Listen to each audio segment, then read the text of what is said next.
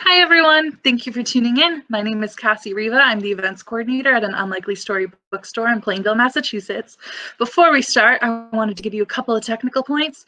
If you have any issues with video or audio quality, try refreshing your page. And if that doesn't work, just leave the presentation and log back in using Google Chrome as your browser. Any questions for the creators can be written in the question and answer box at the bottom of your screen. If you'd like to buy this amazing book, there's a green button at the bottom of your screen that's going to take you to our website. And when you purchase this book, you're going to get an autographed book plate from JD and Paul while supplies last. With that said, I am thrilled to introduce best-selling author JD Netto, who is discussing his new book, The Broken Miracle. At an early age, JD discovered his passion for fantasy stories and alternate universes. His first book series, The Whispers of the Fallen, has captivated readers around the world, becoming a prominent voice in young adult fantasy. This series spawned 4 books, with releases happening at BookCon in New York City and Books and Books in Miami. The second installment, The Whispers of the Fallen Rebellion, was one of the best-selling titles at BookCon 2014. JD is the founder of the Saved by the Page movement. The project gained such momentum, it became a published anthology featuring stories written by readers on how books save their lives. The same project led JD to partner with studios adapting books to the big screen. Love, Simon, and The Hate You Give were amongst those true titles. The Broken Miracle is inspired by internationally acclaimed pianist Paul Cardall, who has a very unlikely story. He was born with only half a functioning heart. This book takes us through Paul's life as a kid, enduring numerous surgeries and growing up and becoming a successful musician while still fighting for his life. It's a book about faith, love, and discovering what it means to truly live. Joining JG tonight is the inspiration for the book, Paul Cardall himself. We're in for a treat tonight. Paul is an award-winning pianist, recording artist, and producer at Anthem Entertainment Group. In 1999, Cardall founded Stone Angel Music, which became the headquarters for his budding empire. Out of his 23 albums released, Cardall has had 11 #1 albums on the Billboard charts, 4 of which debuted in the top spot, and 21 top 10 albums on a variety of charts from new age to classical. He has legions of fans around the globe and has amassed over 3 billion streams. In 2018, Cardall's holiday album, Christmas, was awarded the Gospel Music Association's prestigious Dove Award for Instrumental Album of the Year. JD, Paul, thank you so much for joining us tonight. Thank you for having me. Hey, everybody. Hey. Hi. So ready. So excited. Why can't I unmute you, Paul? Paul, just wave. We were fine 2 minutes ago. That's okay. We're going to fix this. Bear with us, everyone. All right. I'm going to hide you again. I'm going to try that again.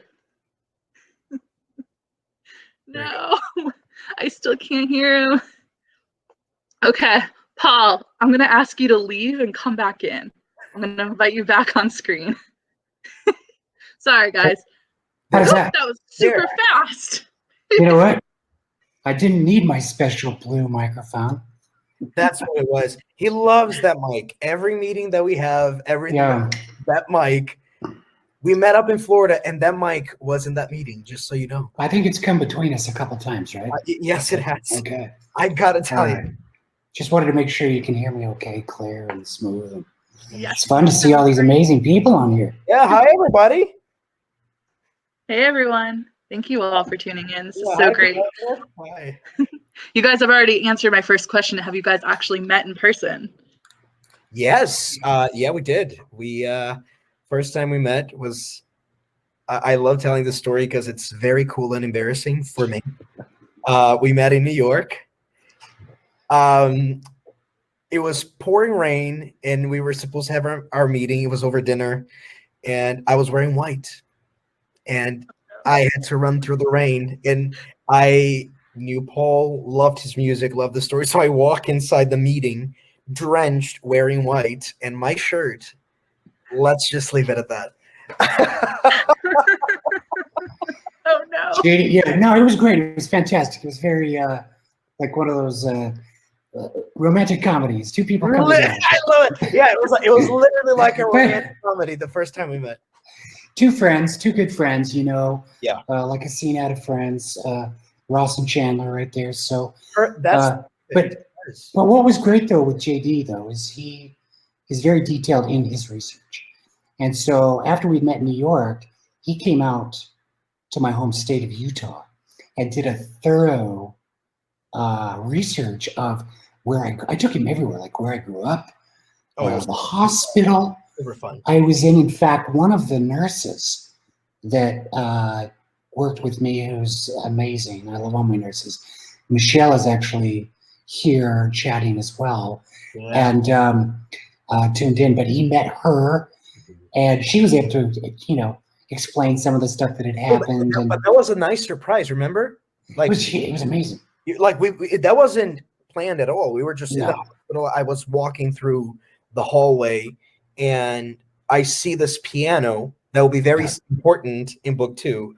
But I see this piano, and Paul's like, wait, hold on. And then this encounter happened, and it was just incredible. It was literally amazing. But if Michelle had not been there that day, we would not have been able to go back into the room that I lived in for a long time. And see some of the things that so it was kind of like this beautiful God thing that happened where JD came the right time and was able to see all that. He now, just so a lot of people have asked, did you interact, JD, with other people have asked me this, because you're writing a story based on my life, and yet you met some of the people in my life because you have to write their characters. And yet, how much of the story, because I get asked this all the time, is real to the people in my life, family, or how much of it is actually fictionalized as compared to my character? I take it this is also something that Cassie wants to know, because she read the book, and we were actually trying to get joined in, and this is something that was brought up. So this is really cool. So all the main events, the procedures, the very significant moments are all real. Right. Obviously, there's that liberty of writing a fictional biography where you got to think about the plot and the pacing and the things that need to be in this story in order for the story to be told right. So a lot of it is true. But one thing that I really wanted to honor was the reality of the story. So even the fiction is but a reflection of that truth. Even the characters that are created, the moments that I had to create in order to move the plot along, there's a hint of truth behind everything. And I think this is what made it so different and such an incredible project. And any storyteller or reader will be fortunate to enjoy this tale. So. And can you tell us how this book came about? What made you, what about Paul drew you to him? And why did you want to write this book? Well, in order to do that, I have to go back to 2010 when I discovered Paul in my hotel room in Seattle. I was with friends, and I had this MP3 player, the digital one. It wasn't an iPod yet, but it had Pandora, and the song Redeemer came on, and I was going through a very different time in my life. I'll use the word different here. And the song Redeemer came on, and 1 minute in, I'm like, who is this person? Who is this Paul? This song is incredible. And Google became my best friend that night. And then obviously not only did I discover his music, but I discovered his story. So when the project came together, it was something like I said, as a storyteller, it's like, not only is he a person that I look up to in so many ways, because he is such a prolific creator. Every month there was new music on my iTunes, and I loved it. I'm like, oh my God, like this guy just releases songs. And it's funny because when I was writing The Whispers of the Fallen, his music was a soundtrack to many of those chapters. My first fantasy book, I was listening to his music.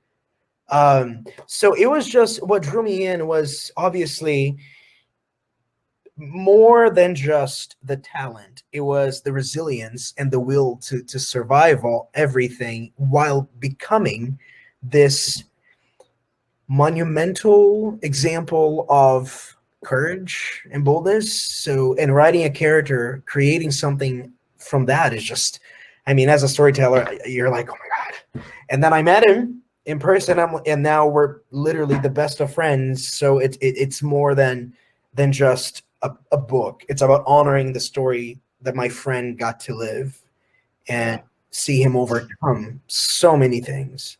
So and for me, you have to understand that, you know, this story, this is my life. This is my reality. And JD, I gave him my journals, and nobody's ever read my journals. And I've kept meticulous journals since I was a little kid. That's a big part of my heritage and culture in Utah, is to journal write.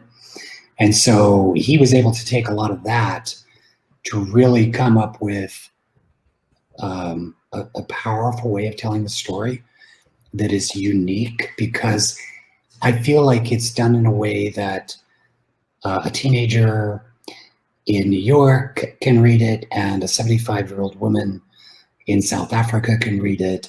So it's done in a way that's like a song that can be loved by everybody. But the reason I said okay, and the reason I wanted this, is you have to understand, over the years I've had countless parents of kids with congenital heart disease. Congenital heart disease is the leading cause of infant-related deaths, the #1 birth defect, the least funded of all major illnesses. And on the grand spectrum, heart disease is the #1 killer. And so being born with that and surviving, no, that's a spoiler, sorry, I'm here. But surviving, and the way I was able to survive and adapt is so miraculous. The parents wanted to know, how did you do this? How did you pull it off?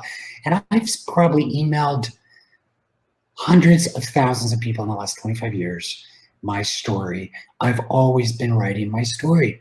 And it got to the point where, because my music audience grew beyond Utah into 160 countries with 25 million monthly listeners, my emails became so, my daughter asked me yesterday if I'm going to answer those 1,800 emails that I've got, and a lot of them are asking the story.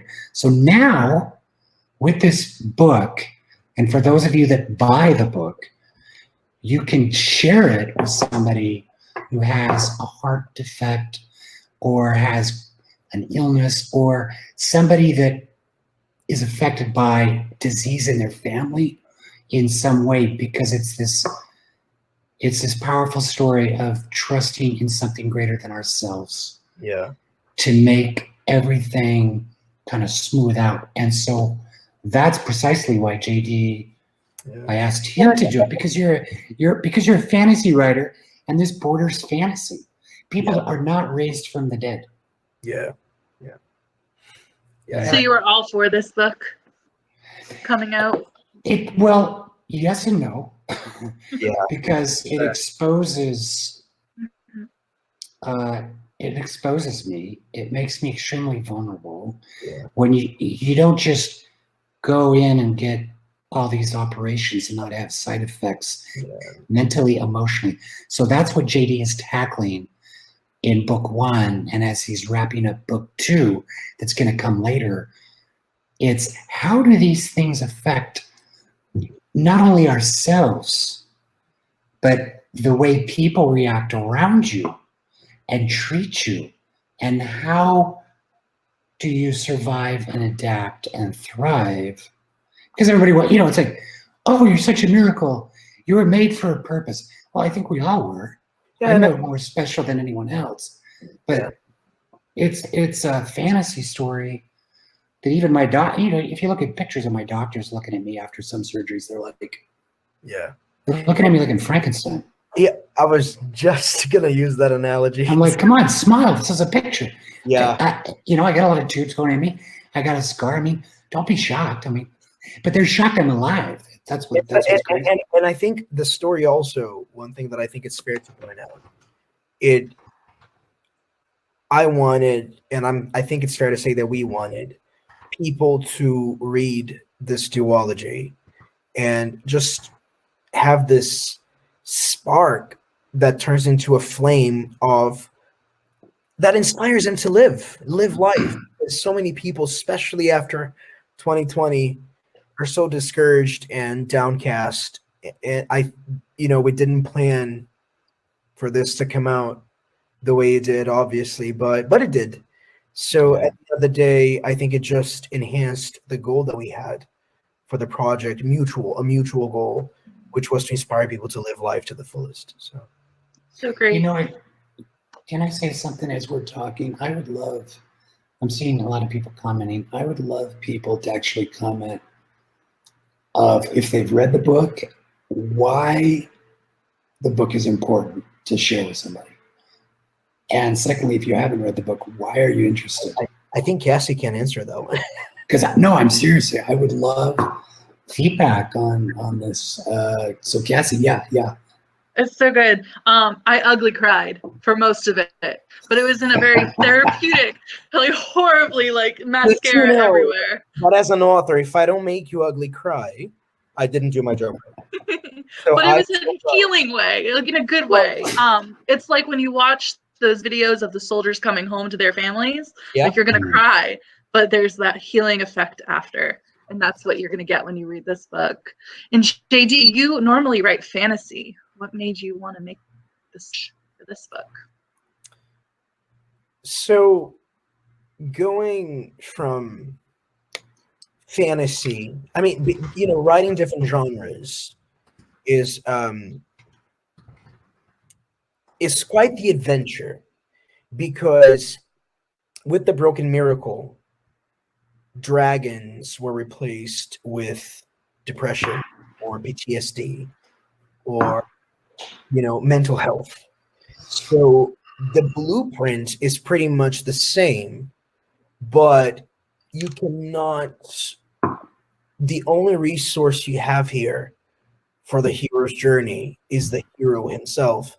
Obviously there's world building, obviously, all of that goes into play, but coming from fantasy, where I had created already 2 universes, for the Whispers of the Fallen and one for Hinderbell, coming into The Broken Miracle, I feel like Whispers was my college.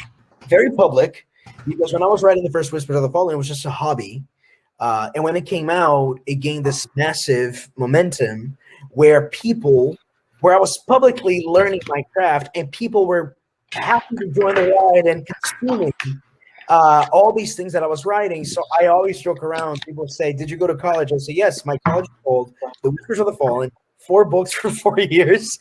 But coming from a background in fantasy, it definitely helped me tackle reality in a deeper sense, because with The Broken Miracle, I mean, you've seen this, Cassie, and Paul lived it, but as an author, I had to be a little in the gray area.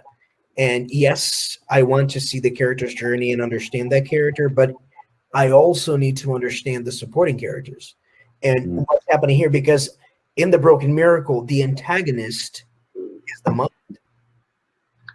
Say that again, you cut out. You say it again. You cut out. The antagonist is what? The mind. You have the mind the whole time. The is inside of his mind. Obviously, there is the health aspect happening, but anyway, it was such an incredible experience, and coming from fantasy definitely helped. Yeah, it's like all of Dorothy's friends combined into one character. Yes, pretty much. No brain. Pretty much. No heart. There's a joke. I think it's in book 2 that I say I was my doctor's personal Frankenstein, and I love that. So. Yeah, man. Well, what were some of the challenges you had to face growing up with only half the functioning heart? So one of the things JD described really well is the challenge of being a kid and having to go into PE class and taking your shirt off. And everybody deals with this insecurity of not feeling good about your body. So that is a topic in the book that we explore because of my scar. I had scars, and then doing scouting, which was very important in my heritage and culture, and I love scouting. But I was so grateful for the chubby diabetic, because it was also in my scout troop, because when we do the hikes, him and I were in the back, sluggishly trying to get up the mountain. And then, nicknames, kids using nicknames to, I don't know what it is about middle school and everybody has to have a nickname, but I was given a nickname that you learn about in the book. And I could have been severely offended by it. I am drinking purple Waterloo right here, so my nickname was Purple Plum, but it was these girls. Like, I'm 12, 13 years old. I'm just discovering that weird feeling that I kind of like girls. And right after one of the surgeries, I'm so nervous and so embarrassed to go to school because I have purple lips and blue fingernails because I don't get enough oxygen. And I felt like I looked different, but it was but JD creates this scene that really did happen, where I was encouraged to explain before the class what happened to me. And as a result of that, the kids had received an education to know how to respond. And I think what's good about that is he teaches that usually kids choose nicknames based on what they're educated about. Mm-hmm. And so the bullying was a kind form of bullying. What's not in the book is one guy, because I think he was jealous that all the girls were calling me Purple Plum and giving me attention. So he called me Raisin. Because a raisin is a shriveled up purple grape. So he's like degrading me, like, I don't care if you're popular with the ladies, you're a raisin to me. So, but see, that still is like, do you see how that trauma is like still like engraven in our minds of things that happened way back then? So he's very good. JD's very good at pulling all that stuff out and finding that in journals. And it's one thing that Cassie asked, even when we're in the green room, is that reality. So things like that, when I read that in Paul's diaries, and when we talked about these moments, I was like, okay, with this story, I need to create this scene where the reader can understand the weight of what it really meant to grow up like that. So I think Paul just gave a perfect example of, imagine being 13, middle school, and then you're called Purple Plum. And that scene is very important to me, because the teacher says, I'm not going to go into detail not to spoil the story, but the teacher says, own your story. The day you do, no one can steal it from you. And that was such an important message for Paul as a subject, for me as the author, and for the message that the project conveys. So, hey, Cass, Janet Carlson Trailer just asked a very interesting question. You sure did. So, Paul, you had the transplant. You were able to get a heart transplant. Have you met Janet wants to know if you've met your donor. So this is what's challenging is, and book 2 is going to go heavy into this. For me to live, it meant somebody died. So the donor signed up to be an organ donor, and beating in my chest is his heart. So he's gone on. And that's the ironic thing in this, is that for somebody late, it's, you register to be an organ donor so that you can help somebody. Kidney transplants, the person, your donor, usually stays alive. Partial liver transplants, they stay alive. Janet's saying the family. Now the reason there's a lot of rules with the transplant and meeting the donor's family, and because my donor comes from Mexico and his family is Mexican citizens, I have not met the family, and he didn't have a lot of family anyways. So it's a very difficult thing, but JD is going to go into that in book 2, and you'll learn more about that. That I think I can say this. Book 1, you have this beautiful white cover. Obviously, there's a lonely piano, in front of Mount Olympus in this wintry background. The cover for the second one is a little bit. I'm going to use the word edgier, just because the story has so many more layers, and it gets a little bit more intense on the mental side. Book 1 explores the physical side of having this half apart employer, and book 2 will go into the mental state of what it means to have a transplant. And it's something that when Paul was talking to me as an author, I was like, people need to understand what this means, and they need to see it from this perspective.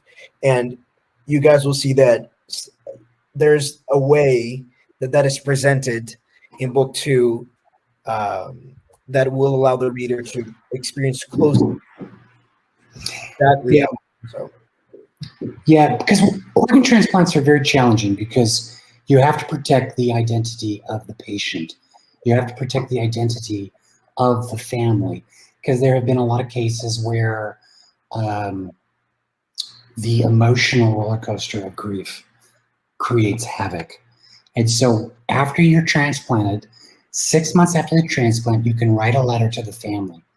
And so I wrote a letter to his stepfather that he was raised by, since his family was deported. And so he's fully aware of who I am. My donor's ex-girlfriend, well, a widow, knows who I am. They were engaged. So I've had interaction on that aspect, but you can't communicate across the border. It's completely illegal. There's also some situations with the family that make it almost impossible for anyone to have that circumstance. So it's an unusual situation. And but all the emotions and the roller coaster of the donor, we've kind of separated that from the main story, because that's a whole nother, that's a whole nother book. Because right now what the focus mainly is explaining congenital heart disease, and how when you're going through something really difficult, instead of going, woe is me, it's the end of the world, I always released an album. Every album that has come out, around the time that I was supposed to record, I ended up in the hospital for something. And then I fueled all of that pain and all of the joy, because the pain is suffering mentally, physically, and then the joy is, oh, I survived, I'm breathing, I'm breathing. And then the irony that people around me, my friends, are quitting on their spouses, their children, their lives. They give up and they commit suicide. I thought, these are people that have helped me do fundraisers to keep people alive. So there's these ironies in life of people, so the main purpose of this novel for me, and I think JD shares the same, is the media wants us to think that it's the end of the world. It's doomsday, people are evil, and corporations are greedy, and there's a lot of truth to some of it, but at the same time, the world is shrinking in our conversation. The new app Clubhouse conversations like this with you, we're starting to recognize people of different backgrounds and different cultures, that we all have a lot in common. So where we are in the world right now is we're experiencing a tremendous amount of growing pains, but we're shrinking the conversation and we're becoming more united. So this book is an effort to encourage people to stick around, to fight, to preserve your life, not just your life, but the quality of your life, and to do your best to get some help so that you can live for the people around you as well. Healthy, not just physically, but mentally. It's a mental game, life. You had to endure so much, but you need to keep your faith, and you're so successful. Can you tell us how music inspired you? Well, music is the blood. I've said this for people that are, you know, religious or not religious, but music for me is God reminding us that we're not alone. Music says to me, you know, you were made for a purpose. You are divinely led. There's a customized curriculum for each of us. Not one of us has, I think, a specific program that everybody is supposed to be part of. So your life, Cassie, and what that higher power needs to do through you is going to be completely different from JD and what he needs, our creator. You know, I needed a heart transplant, and we came to the point, okay, trial and error, in surgery, practicing until we got to the point where we could literally take the heart out of somebody. You know, they're dead. You know, I died, and put the heart of another person in, connect it, and raise people from the dead. So we've gotten to the point where we are conquering death temporarily.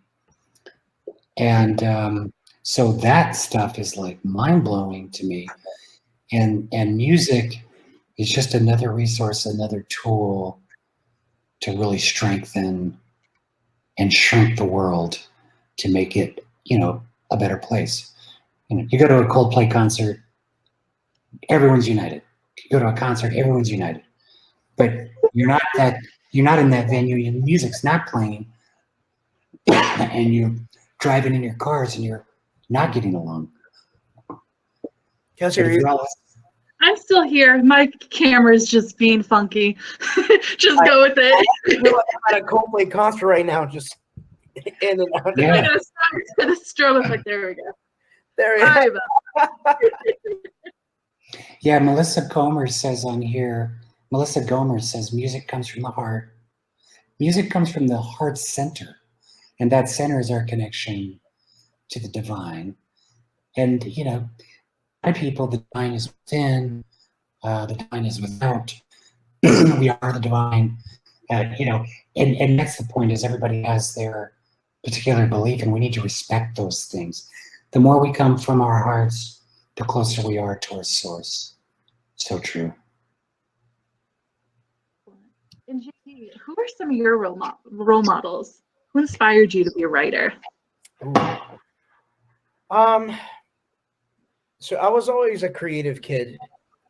Even when I was living in Brazil, my pastime was coming up with stories or drawing characters or creating art. And it was when I moved to the States and we started reading Tolkien in school that I really felt like it was okay. And I know that can be a little, but it felt like it was okay to be that way. And then I consumed Tolkien's work and Huckleberry Finn and, you know, Mark Twain and Michael Crichton and so on. And so, I consume a lot of stories, books, documentaries, music, but Tolkien was the one that, I don't know, when I had the idea for the Whispers of the Fallen, it was the fact that someone had built this massive universe, and that universe invited millions of people to come together and enjoy it, made me want to, I don't want to say do the same, but also create my own universe and see if people would want to spend time there. So, and yeah, and then The Whisper of the Fallen came about and all these other books, but I'm going to say that it was Tolkien's work that sparked that little desire to write. My boyfriend's been begging me to watch the Lord of the Rings trilogy, and I keep putting it off because there's never seen that trilogy. I haven't. I'm so bad. I know I need to. Like, I know it's something that every person just like needs to watch at least once, just to say they watched it. And, I mean, Peter Jackson, man, he did such. It was an incredible job that he did. But the books, the intricacy of the books, and it's funny because I went to the Morgan in 2019. They were having a Tolkien exhibit in New York, and they had the actual manuscripts. And something that I loved seeing was that Tolkien designed his first covers. He drew those covers, and he drew the maps, and and it's something that I do. And when I saw his original sketches for the Fellowship of the Ring, and that was just such a not a body experience for me, because I'm like, oh my God, you know, what people called strange and weird, I can call it, I don't know, inspiring, bold. There is a lot of Tolkienism in this book, because JD and we've laughed about it, but it's like taking the ring to Mordor, and the character of Jonas, who we haven't talked about, the character of Jonas, who's my brother, the relationship between Jonas and the literary Paul, the character, it's very Sam and Frodo. And I think it's fair to say, when you say that the transplant can somewhat mirror the Ring of Power. And this is also another cool thing is, okay, so you actually achieve that goal. What happens after? See, it's interesting because right now I'm saying, I don't know. I think one of the characters in book 2 is the ring, because that is a new power that I'm completely unfamiliar with, that I have to learn to control. But the thing is, the ring cannot be controlled; it can only be destroyed. Well, that's my point. You have to destroy. You have to destroy a muscle memory, a muscle memory that behaves after it's. Anyways, yeah. We're discussing book 2 right now, you guys. We're doing our research. But just in front of you guys, for everybody. Yeah. When does it come out? Because I know they're anxious for it. We cannot say the date yet. I think. Sometime this year. Sometime this year. What I can say is it's an editorial. The cover's done, but the surprises that we have planned are yet to be announced, but this year for sure. You designed this cover. It's amazing. It is. The camera's not doing it any justice. This is one of the prettiest books I've ever seen. Yeah. Oh, that's awesome. So I'm always around books. It's just absolutely gorgeous. Okay, now you're, I gotta, yeah. I mean, that cover, I created the cover. I designed. I'm the artist behind the book as well. I mean, Paul is the mastermind behind the music and all the.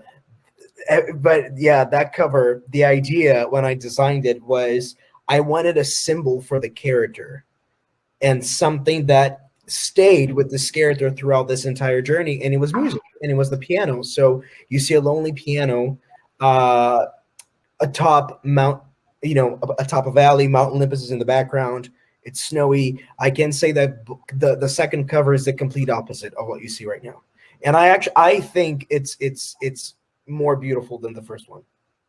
I agree. But I think book one's cover totally captures book one. Oh yeah, And the Mount Olympus, those mountains that you're seeing on that cover, those are literally the mountains that I look at every day. Yeah. Every time I left my house to go to school, there were those mountains, and everyone could climb them except me, Purple Plum. Yeah. I could not climb those. Well, not even in scouting could we attempt that stuff. I couldn't do it. But hey, I want to point out one person on this chat, Megan. Megan had a heart transplant, and she is just an incredible person who has to deal with a lot of the same things. She goes in and out of the hospital, and I just want to give a public shout out. If you are a praying person, please put Megan in your prayers. She says that I'm one of the reasons she keeps fighting.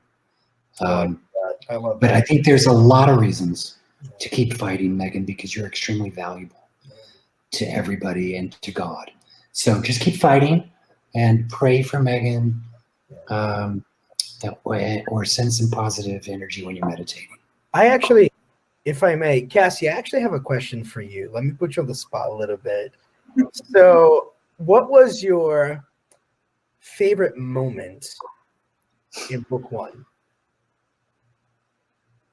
When you had the child, when you finally got that child, it was like, oh, he deserves that child so much. Both you and your wife deserve that child because you've been through so much.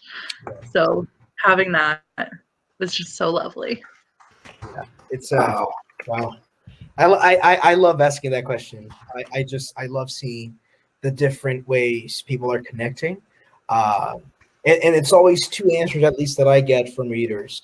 It's that scene and the character of Jonas.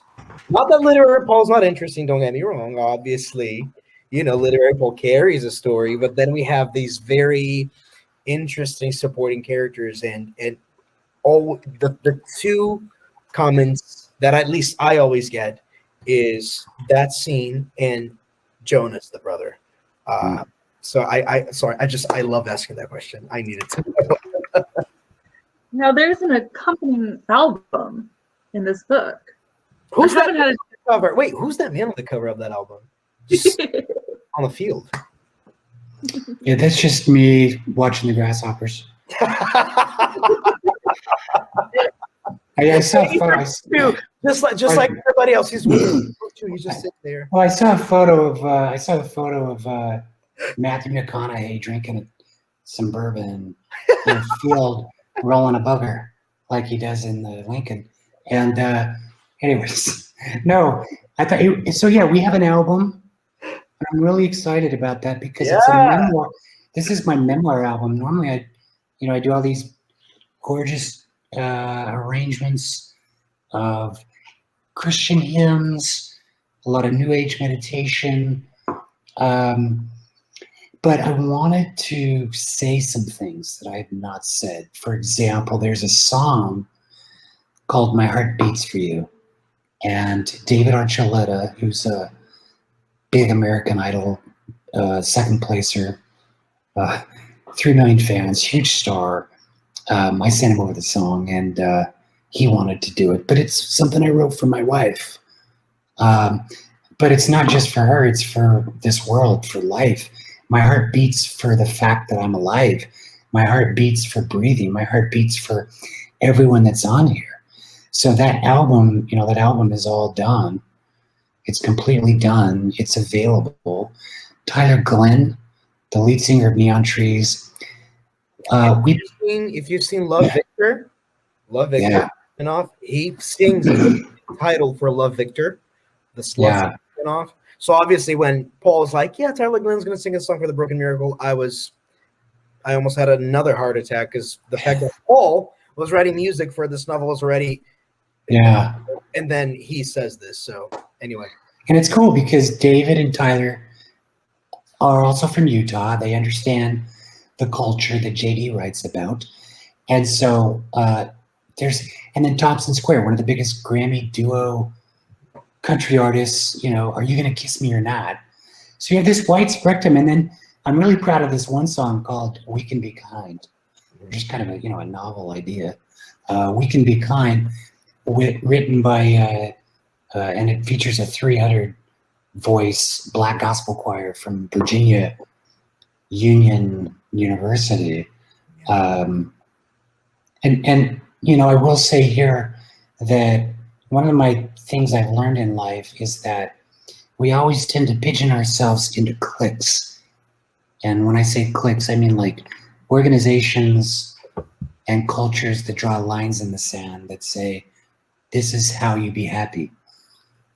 And if you don't do this, you're not happy. And then one group saying, this is what you have to do to be happy. You don't do this. So if you pay close attention to the album and who's on the album, you notice that every single artist comes from or is categorized in one particular group. Oh, yeah. And so I have everybody Literally at my table because everyone is welcome. I mean, the diversity behind if you put The Broken Miracle as an entire project, novel, album, videos, literally, like Paul's saying, you have these artists coming together, not only me as an author and Paul as the pianist, but everyone from different backgrounds, different creeds, different experiences, and yet everybody's coming together to perpetuate this message. And the power of art, man, the power of books, the power of music, and here we are, so I just wanted to say. It's such a cool idea, though, because I actually did this 25 years ago. Richard Paul Evans, who wrote The Christmas Box, who's crazy, like wild in his deal that he got with Simon Schuster after writing that. $4 million for a book. It sold like 40 million copies. Anyways, he asked me to write music for his novel because people thought the story was true. And he has this dream, and there's this music that leads him. And so we kind of resurrected this idea. We planted a new donor in this idea, pretty much. And I think it's a great concept of having soundtracks to albums. Yeah. It's even JD's done this with Henderville. You worked with a couple of the guys from the band Evanescence to create music for Whispers and Henderville. Yeah, amazing. It's a cool idea. I love it.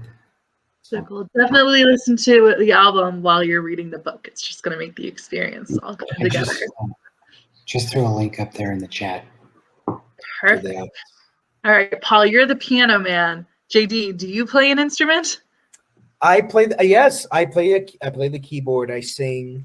I have a very. This is like one of my. You know how like, oh, you have a secret talent. So this is my secret story. So when Twilight came out, Twilight comes out in 2008. I wrote this piano piece called "You're Broken," Edward's song, and this is on YouTube. You can find this if you spend time, you will find this. So I wrote this thing called "You're Broken" one night. I don't know. I saw the movie. I was inspired. I read the novel. I'm like, you know what? I'm just gonna sit here, and play a few notes, key of C. Let's see what happens. And then I uploaded the song. And I remember the Twilight blogs picked up the song, and the next day had like 40,000 views, and this was in 2008. So then I attended TwiCon because of that song. But the thing is, I used a different name, so nobody really knows it was me. But just a fun fact for you guys. If you look that up, "You're Broken" Edward song, I did that song. But yes, I play the keys, I sing. But when it comes, if you put Paul and I together, I'll let him handle the piano playing and all that stuff. I might sing something, but he'll take care of the rest. JD's very good. He's very challenging. I want to hear a duet from you two. I want Paul on the piano, and JD, I want to hear you singing. Sure. Let's do the music of the night by Phantom of the from the. There we go. Yeah, it's pretty good right now. Yes. Heart and soul, maybe. All right, I think we have time for one more question. Okay. JD, what advice do you have for the aspiring writers out there? Keep on writing. and be ready to be turned down a lot. I think with any artist out there, you need to have thick skin when it comes to putting your work out there, and also understanding that it's okay for people to say no to your work, but what it's not okay is for you to deny yourself the privilege of creating art. At events, Comic-Con, all these places, that's always the number one question I get. What advice do you have? And I always say, keep on creating, but also keep on getting better at your craft, but be ready to be turned down, and be ready to keep on pushing your way through this industry. Because not many people know this. The Whispers of the Fallen, I self-published it, but at first I had tons of rejections. And I only self-published it because I'm like, I'm being honest. I will prove to these people that I can build an audience. That was literally what was behind that. So I created this cover, learned Facebook ads, edited the story, put it out there, and I was back at BookCon in 2014 releasing the second book. But I won't toot my horn too much. But it worked. But the no's hurt so much at that time. And when I got a review saying that I was the son of the Antichrist because I wrote a novel about Lucifer's Diary, I think that did it for me. I'm like, all right, I don't think it gets better than this. It cannot. C.S. Lewis did that. The what? C.S. Lewis did the same thing. With but hey, I have that review saved. I do, because I think that did it for me. But that's the advice I have for aspiring authors out there. All right. Thank you guys so much. This was this hour went by so fast. Paul, your story is so inspiring. Thank you for joining us tonight. And JD, thank you for writing this amazing book and sharing Paul's story. This book is an emotional ride. It's so well done. I read it in a day. It's so, so good. Click that green button at the bottom of your page and buy the book. You're going to get a signed book plate, which is just as good as a signed book from both JD and Paul when you buy it from us. Yes. So click that link, support the author, support our little independent bookstore. Thank you guys so much. Have a wonderful night, everyone. Thank you. Bye-bye.